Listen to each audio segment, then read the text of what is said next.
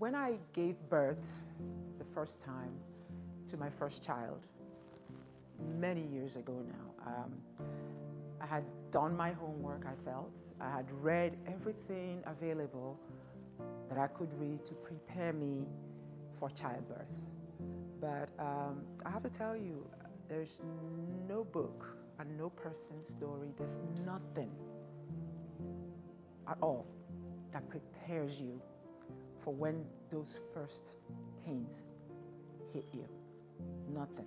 And when I experienced it, I realized that everything I had read, all the preparation I thought I'd made, I was not prepared, not at all. This was many years ago. And I have to say that my doctor, when I was pregnant, my OBGYN, halfway through my pregnancy, she also became pregnant. So, and hers was a delicate pregnancy, so she had to stop working. So she handed me over to one of her colleagues.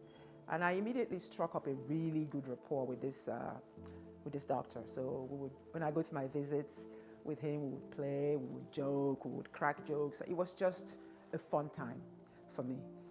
So when I went into labor, my family quickly got me to the hospital, and I labored and I labored and I labored for hours. Finally, my doctor shows up, Mr. Jokes, and he started joking, and I was like, oh, and he's like, oh, no jokes.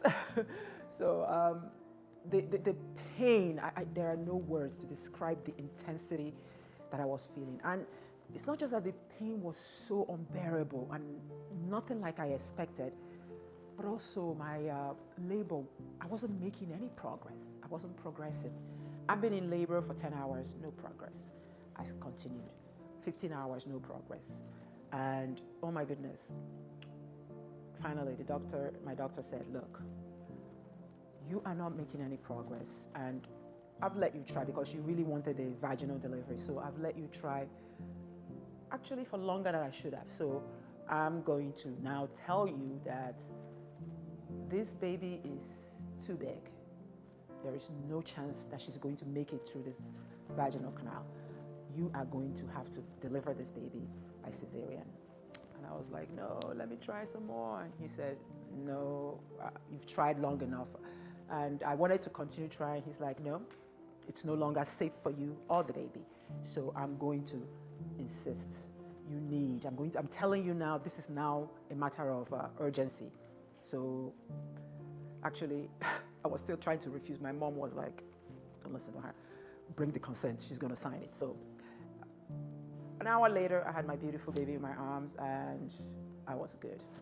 So everything was going really well. I was happy. My family was around me, and I was just so in love with this child. I was just so happy. So everything is going good, and then a couple of days later, the nurse comes in and tells me. Now, I have to preface this by telling you that I was not a nurse at this point. Of course, you know now that I'm a nurse, but I was not a nurse then when I had my first child. So I want to put that out there. So she said, oh, okay, I have your discharge papers. It's time for you. We're going to discharge you. I was like, oh, okay, great. She says, but your baby will not be going home with you. I was like, oh, hold up. What do you mean my baby will not be going home with me? She says, well, you had a C-section, but you're doing well now. You're healing. You're good. But the baby is still not ready to go home. I said, well, I'm not going anywhere without my baby. So I went nuts, and I started complaining and just carrying on. And I was like, no. So they called the doctor. They called my doctor. So I don't know what he did.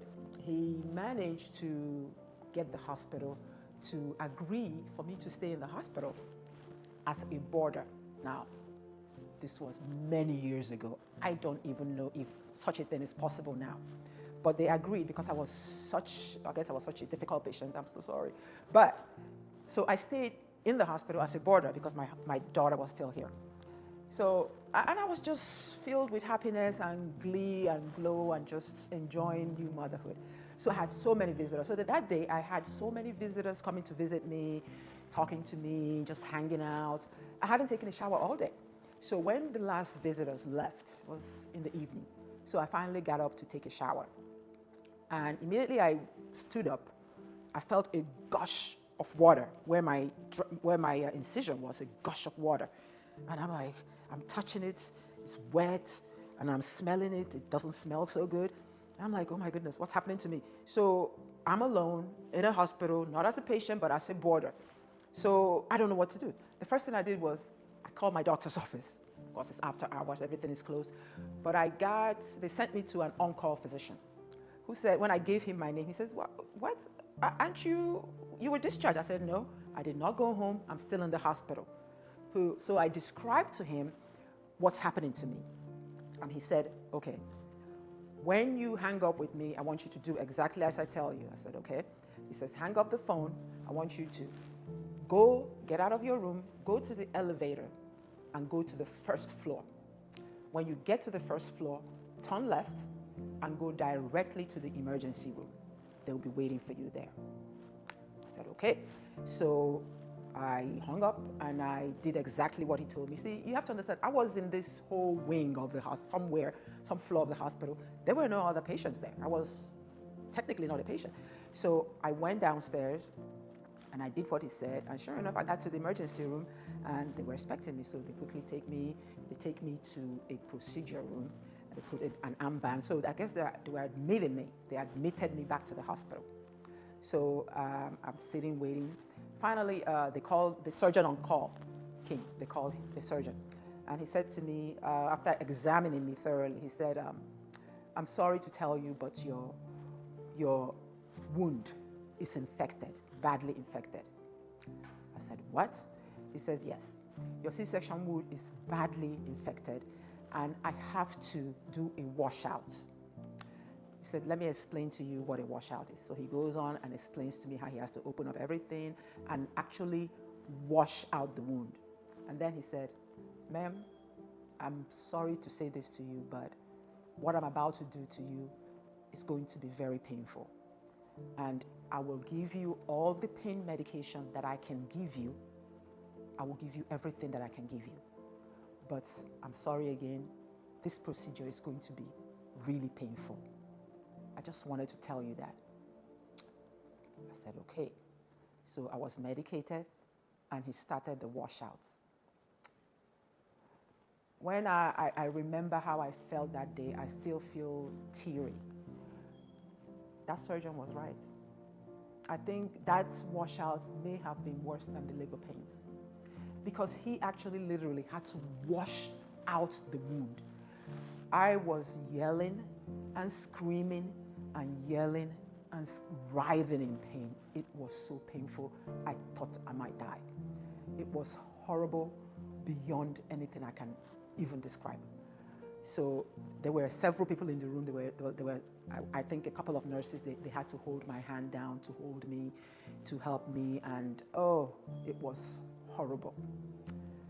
But after everything was done, they took me up to my room and I fell asleep. I guess I was medicated again and I fell asleep and had a very fitful night. But finally, the next day, later in the afternoon, when I was feeling more like myself, a couple of nurses knocked on my door and came to see me, and I didn't know, they had a different uniform, so I knew they were not one of my people taking care of me.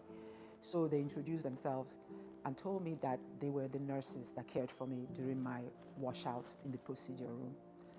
They said that they wanted to check on me to make sure I was okay. They said that what they experienced with me was something that would never leave them. They said I was yelling and screaming so loudly over and over again that at a point in my screaming, I stopped screaming and I started to sing. I was like, what? They said, yes, you stopped screaming and you started to sing. It sounded like a church song, or a song you would hear, like a hymn you would hear in church. That's what it sounded like.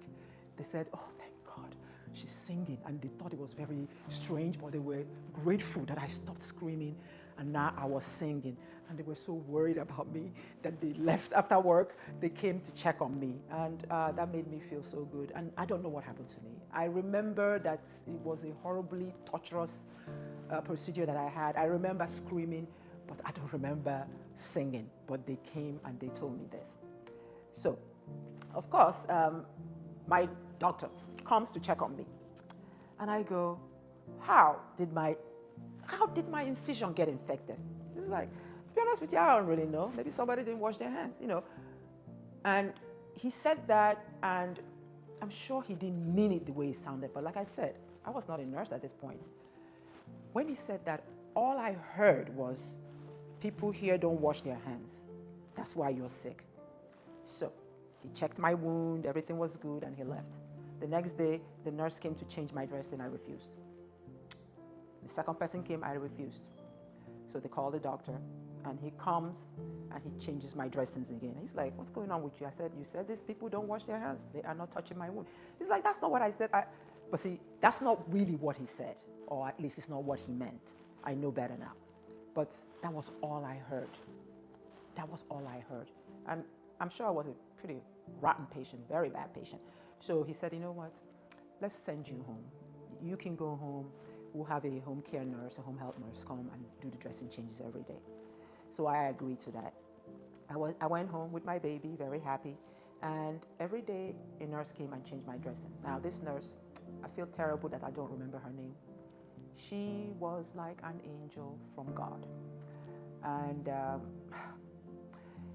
it makes me tear. The dressing changes that she did on me were so painful that 45 minutes before she comes, she'll call me and say, hey, I'm on my way. Go ahead and take your medicine. And I would take my medicine and I would start crying.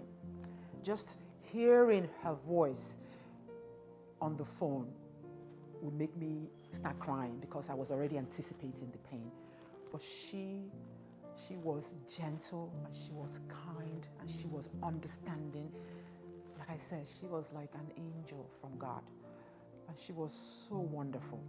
So after a few weeks, she said, you know what, you're getting better. I think I'm going to teach your mom how to do the dressing changes. That way she can help you and do the dressing changes for you. I said, okay. So she trained my mom over several days. She trained my mom. And my mom finally learned how to do the dressing changes. And then the nurse stopped coming. So the first day, first of all, she watched my mom do the changes to make sure that she did it exactly the way they wanted. And my mom did it, and she watched her, and she was satisfied that my mom could do it. So the first day that my mom did it by herself, after she took all the dressings away, I said to her, I'm like, can I see it? She's like, are you sure? I said, yeah, I want to see it. So she brings a big mirror, and I look at my belly, and I'm like, shocked at the disaster that was my wound. I said, oh my God. My mom says, okay, now, calm down. What you're looking at now is fantastic. You are healing. The wound is healing. If you had seen this wound a month ago, you would not even be saying anything. I said, this thing here that I'm looking at looks good. She said, yes, it looks wonderful. Because she said, then she described to me what the wound looked like before. And all I have to say is thank God. Thank God for my mom. Thank God for the doctors. Many apologies to the nurses because I was a terrible patient. God forgive me. But that is my motherhood journey. That is my motherhood story. What was your motherhood story? Share with us so we can all celebrate with you. Remember, your motherhood journey is valid. However your child came to be, it's valid. Okay? Until next time, my name is Ngozi RBK Okafor.